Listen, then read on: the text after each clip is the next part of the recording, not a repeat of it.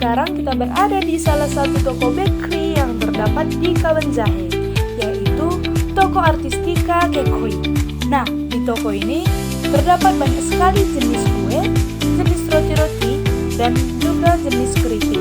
Nah, untuk lebih jelasnya lagi, yuk kita wawancara pemiliknya. Tapi sebelumnya, kami akan memperkenalkan diri kami, yaitu saya dan rekan saya. Rekan saya yaitu Gwen, dan bersama ownernya yaitu Kak Silvi. Nah, yang terakhir nih teman-teman, tidak lupa juga bersama aku, Vinny. Oke teman-teman, kita sudah sampai nih di Artistika Kekui-nya bersama ownernya sendiri ya kita Kak.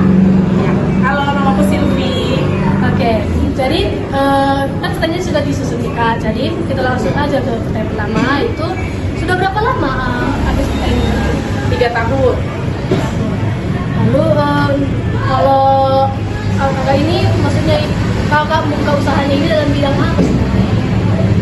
Bidang masaknya aja atau memang kakak yang ngurus di sini?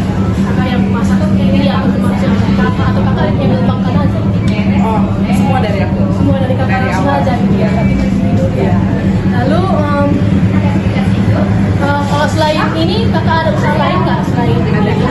Bisa ceritain? Ya, kita ada beberapa usaha lain, Artistika Floris, ada juga Artistika Kemasan, dan ada beberapa juga usaha yang lainnya.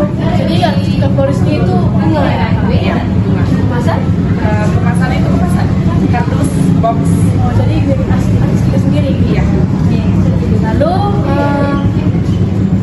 kakak dulu buka bakery ini memang berdasarkan pendidikannya langsung di sini atau memang dulu sering pindah dulu gitu? Oke.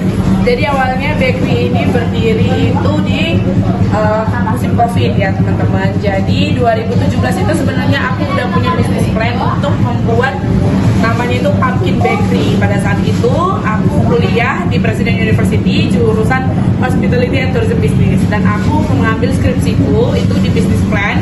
Aku ambil di bagian bakery gitu. Nah, jadi di situ aku udah bikin bisnis plan. Tapi sebenarnya bisnis plan itu hanya untuk formalitas untuk lulus aja, nggak ada rencana untuk buka gitu. Nah, jadi 2017 aku lulus di 2018. 2018 aku wisuda. Di situ aku langsung buka usaha di Bekasi. Aku buka butik dan travel. Jadi karena butik dan travel ini pun sudah berjalan sangat lancar pada saat itu, jadi nggak kepikiran lagi untuk ke bakery ini. Tapi sangat disayangkan di tahun 2019 kita kena bisnis kita kena dampak Covid ya. Jadi kita balik dari Bekasi ke Tanah Karo ke Kabanjahe itu di awal 2021 kita coba lagi nih peluang apa yang ada di sini, dan ternyata memang belum sebanyak itu bakery yang modern di sini. Akhirnya kita coba-coba trial and error. Awalnya kita jualin punya orang, jadi kita awalnya reseller. Nah, karena reseller si pengisi barang kita ini tidak menyanggupin lagi, jadi kayak mereka cuma sanggup isi 5 per hari, 5 kue tart ini, sementara kita bisa jual 20 per hari. Jadi akhirnya kita memutuskan untuk belajar sendiri. Kita belajar dari YouTube. Akhirnya di tahun pertama baru kita kursus gitu. Berarti memang pada dasarnya sudah belajar bisnis gitu ya Kak? Ya, aku dari SD udah jualan gitu. Kenapa? Jualan apa dulu? Dari SD aku udah jualan snack. Setiap libur itu aku udah jualan snack. SMP aku jualan pulsa. Satu-satunya di sekolah aku dulu jualan pulsa. Sampai ke guru-gurunya juga aku jualin. SMA aku jualan mie goreng, risol, gitu-gitu semua aku jualin. Memang dari awal sudah Ya, kenal suka jualan. Oke, jadi karena kakak sudah belajar juga nih kak, kan kakak bilang tadi kakak dulu ini banyak kan belajar. Berarti kalau semua tahap belajar yang sudah kakak tahu, jadi apa aja alat dan bahan yang paling penting kamu rasakan Di bakery ya. Ini kalau untuk alat dan bahan yang kami pakai sekarang itu sudah cukup banyak ya teman-teman. Jadi udah ada oven, ada mixer yang memang sudah kapasitas pabrik gitu. Tapi kalau untuk adik-adik semua, kalau tanya apa sih tahap awal atau alat dan bahan yang paling kami butuhin, kami mau coba nih kak gitu. Yang paling penting cuma satu, mixer, kukusan, udah yang ada di rumah itu doang gitu. Jadi Sisanya Kalau kita sih berawal dari rumah nggak pakai oven, jadi pakai yang ada dulu. Jadi nggak pakai modal memang gitu. Oke, untuk pertanyaan terakhir dari Kui juga, kan kakak sudah mulai bisnis nih kan, sudah 3 tahun juga. Ya. Jadi kamu cara ngurus keuangannya itu seperti apa? Cara ngurus keuangannya itu gimana ya? Kalau untuk saat ini kami belum punya tim finance karena kami udah pakai aplikasi. Jadi ada satu aplikasi yang memang bisa ngedetect semua financial kami, berapa untuk beli bahan baku, berapa untuk penggajian karyawan, berapa untuk keuntungan, berapa total omset, semua udah kami pakein aplikasi. Terima kasih ya. Untuk pertanyaan selanjutnya akan ditanya ke saya kak. Nah, tadi kan Kak sistem pengelolaan uang udah kami jelaskan. Sekarang yang kami tanya itu, apakah pemasukan dapat dijamin lebih banyak daripada pengeluaran selama per bulan Kak? Iya. Ya, berarti dijamin lebih Dijamin. Iya. Kalau nggak tutup. Apakah kalian itu bisa lebih banyak pengeluarannya Kak dalam bulan itu? Apa pernah juga? Belum pernah, puji Tuhan. Pernah. Oke. Apakah selama membuka usaha ini ada tantangan Kak? Banyak. Boleh dijelaskan Kak? Ya, tantangan terbesar kami saat ini adalah SDM, sumber daya manusia. Sulitnya untuk mengendalikan Gen Z ya, seperti teman-teman mungkin gitu kan. Nah, kenapa sulit mengendalikan Gen Z? Gini, kami kan sudah pakai alat yang modern.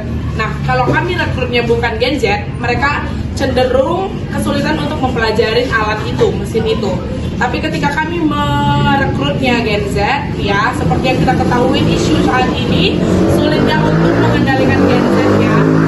Dimana Gen Z itu taunya serba instan gitu, nggak mau mempelajari satu hal dan ya suka ini itu, suka banyak alasan, suka galau dikit libur, demam dikit libur, putus dikit libur. Jadi kan kalau usaha nggak bisa ya, kalau karyawan kita lagi galau kita tutup nggak bisa kan gitu. Jadi itulah kesulitan kami menghadapi SDM Gen Z pada saat ini.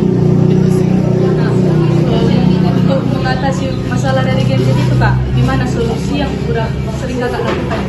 Solusi yang kami lakukan sekarang memperbanyak mesin. Jadi yang tadinya kami butuh 10 orang dan 1 mesin, sekarang kami menggunakan 5 mesin dan orangnya cuma 1. Gitu perbandingannya. Nah, apakah manfaat atau sisi positif yang Kakak dapat setelah menyelesaikan masalah ini? Yang kami dapat sisi positifnya, produksi kami lebih banyak dan lebih konsisten sih. Lebih konsisten. Apa harapan Kakak untuk selanjutnya usaha ini yang ada di Tanah Karo atau di mana? Harapan kami Artistika Kekri ini bisa berkembang, bisa maju dan pengen punya cabang 1 minimal di setiap kecamatan. Cabangnya Artistika Kekri ini udah berapa Kak? Di Tanah Karo ini Saat ini ada 3. dari mana aja? Yang pertama itu di sini di Jalan Perwira, yang kedua itu di Jalan Kapten Palabangun, dan yang ketiga kita ada di Kontainer Food Jalan Jati Fitri di depan SMP 1 samping kantor tempat bikin. Nah, itu dia guys. Jadi nanti kalau ada Artistika Kekri itu bisa mampir ya guys. Oke deh guys, thank you. Kasih sukses selalu. Nah, itu dia teman-teman sekilas tentang toko Artistika Kekri. Nah, buat teman-teman semua yang punya waktu luang, boleh mampir ke toko ini ya. Terima kasih.